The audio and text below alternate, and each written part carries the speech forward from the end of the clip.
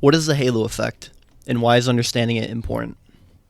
Want to get better grades or get promoted at work? The halo effect can impact how people can perceive us in virtually all social settings. The halo effect is a cognitive bias in which our overall impression of someone causes us to perceive other aspects and abilities about a person to be better than they actually are. So, for instance, if Janet comes in looking well-dressed all of the time and is friendly, personable, and attractive, one may be more apt to assume that she is very honest and good at her job. It's almost as though there's a halo over her head and she can do nothing wrong. This concept is backed by multiple observational studies. I'll refer to 2 studies in which kids that were perceived to be attractive got better grades. This was obtained by using data from the National Child Development Study in 1969 and repeated in 2012. The study conducted in 2012 also states that other factors like gender, ethnicity, and socioeconomic background can also play a role in how their academic ability may be perceived.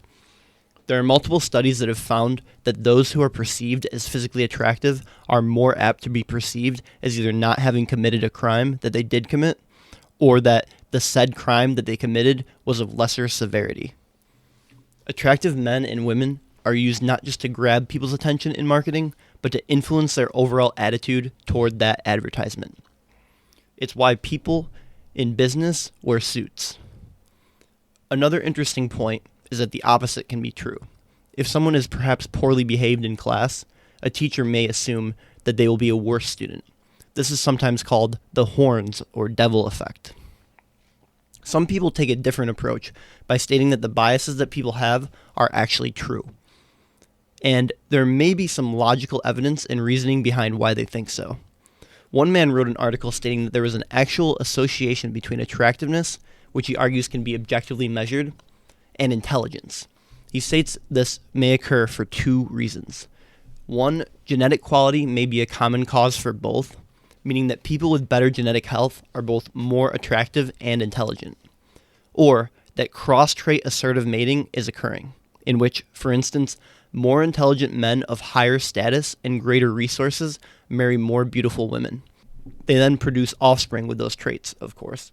Whatever this reason may be, he presents evidence obtained from a massive study, the National Child Development Study, that followed the lives of over 17,000 people.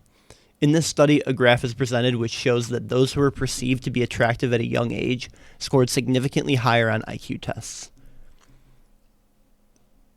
Regardless of whether or not this is definitely true, we can all improve our appearance and how we interact with others to use this bias in our favor in life.